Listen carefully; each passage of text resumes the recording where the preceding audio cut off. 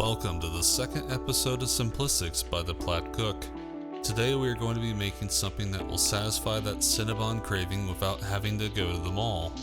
And that something is sweet tasting cinnamon rolls. So let's dive in. First up, we're going to need 1 cup of milk, which we are going to put in the microwave until the temperature reaches somewhere around 100 degrees. We don't want the milk to be too hot, otherwise we will kill our yeast. Then we are going to add in 2 1/4 teaspoons or 1 packet of active dry yeast to the milk and give it a quick stir. Set your yeasty milk off onto the side and grab an ancient passed down from generation to generation stand mixer. This thing seriously weighs a ton. I also managed to scare myself because I left it on when I plugged it in. And in the stand mixer, we are going to add 4 cups all-purpose flour, 1/2 cup sugar, and 1/2 teaspoon salt. Give it a little whisk to get everything well combined. Put on your dough hook attachment, then turn the stand mixer on a medium-low speed. Add in the yeasty milk, 6 tablespoons of cooled melted butter so we don't kill our yeast, and 2 beaten eggs. Heat the blender at medium-low speed until everything is combined, stopping occasionally to knock down the sides of the bowl. Once all the ingredients are well combined, leave the mixer on for another 3 minutes to allow the dough to form into a ball. Then remove the sticky dough from the dough hook, which should now look something like this in the bottom of the mixing bowl. Next, get our handy rolling mat, put a little flour on it, and transfer the ball of dough out onto the surface. Knead your dough ball for another 30 seconds to allow for some gluten to form by folding it over onto itself, then turning it and doing it again. After kneading the dough, form it into a ball, get a greased bowl, and plop it in there. Cover it with some plastic wrap, and set it aside for about 1 hour or until the dough has doubled in size. Next up, grab a small mixing bowl and add 1 cup of, wow, that's really in there, 1 cup of packed brown sugar, and 3 tablespoons ground cinnamon. Whisk the ingredients together until you get a nicely combined sandy mixture just like this one.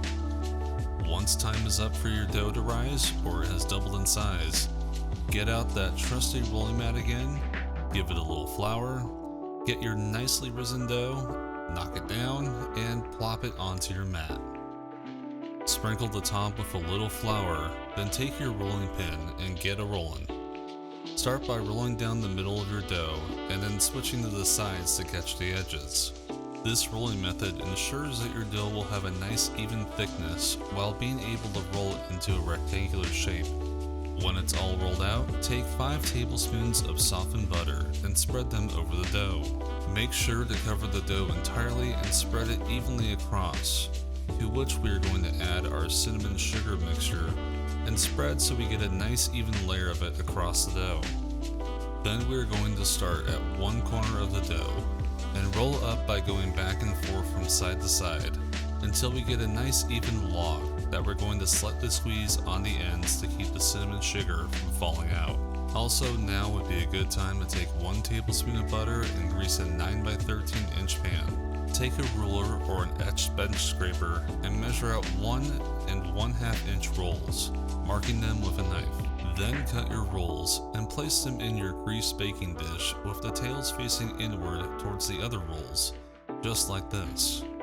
Cover them with some more plastic wrap and set them off to the side to proof for 30 minutes or until they have grown in size by 1 1/2. If there are a few extras like I have, just place them in a smaller baking dish and do the same as the others. Next up, get a mixing bowl and add in 8 ounces of softened cream cheese, 4 tablespoons of softened butter, and 1/2 teaspoon vanilla extract. Mix those all together, then add in 1 1/2 cups of confectioner's sugar. Continue mixing until you realize that everything is not going together easily, and that you happen to forget the 1/4 cup of sour cream. Give everything a nice mix with a whisk attachment, and you should get something like this, to which you need to take a taste for good measure. When the timer goes off, grab the proof rolls that have grown into nice sized rolls like these ones, remove the plastic wrap, and put them into a 375 degree oven for 20 minutes. Once again, when the timer goes off, remove your baked rolls from the oven and bask in the wonderful smell that is freshly baked cinnamon rolls. Now you're going to need to let your rolls... Hey, what are you doing now? Stop right there. They have to cool, Mr. Impatient. When the rolls have cooled, it's now time to apply a generous amount of icing from earlier. Give them all a nice covering of icing to where you should have some tasty looking cinnamon rolls just like this. Now it's time to get one out and give it a taste test to make sure they're edible. Oh, that looks good. And there you have it. Some ooey gooey yet tasty cinnamon rolls that you don't have to go to a mall for. They are fluffy, delicious, and covered in icing that I can put on anything and still want to eat it. I'm just going to stand here and attempt to not devour this whole thing in one bite like a cinnamon roll anaconda. But if you enjoyed this video or liked the recipe, then consider giving it a like down below. Click that subscribe button if you haven't, and leave me a comment about what you think of the recipe, and I'll see you in the next one.